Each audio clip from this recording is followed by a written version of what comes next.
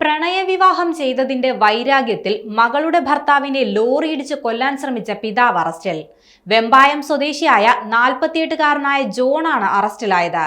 സംഭവത്തിൽ ജോണിന്റെ മകളുടെ ഭർത്താവ് അഖിൽജിത്തിന് അരയ്ക്ക് താഴെ ഗുരുതരമായി പരിക്കേൽക്കുകയും ചെയ്തു. ഇയാളെ മെഡിക്കൽ കോളേജ് ആശുപത്രിയിലെ തീവ്രപരിചരണ വിഭാഗത്തിൽ പ്രവേശിപ്പിച്ചിരിക്കുകയാണ്. കഴിഞ്ഞ ശനിയാഴ്ച വൈകിട്ടോടെ കൊപ്പം CSI പള്ളിക്ക് സമീപമായിരുന്നു സംഭവം. 1 മാസം മുൻപായിരുന്നു പിതാവിന്റെയും കുടുംബത്തിന്റെയും എതിർപ്പ് അവഗണിച്ച് അജീഷ അഖിൽജിത്തിനെ വിവാഹം കഴിച്ചത്.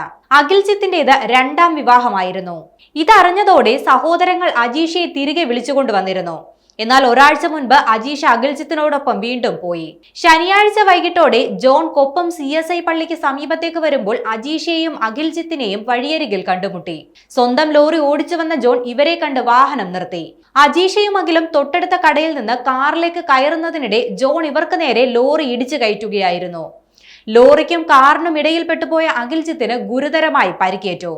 തുടർന്ന് നാട്ടുകാർ ചേർന്ന് മെഡിക്കൽ കോളേജ് ആശുപത്രിയിൽ പ്രവേശിപ്പിക്കുകയായിരുന്നു. SHO ആസാദ് അബ്ദുൽ കലാമിന്റെ നേതൃത്വത്തിലുള്ള സംഘം ജോണിനെ അറസ്റ്റ് ചെയ്യുകയും ലോറി പിടിച്ചെടുക്കുകയും ചെയ്തു.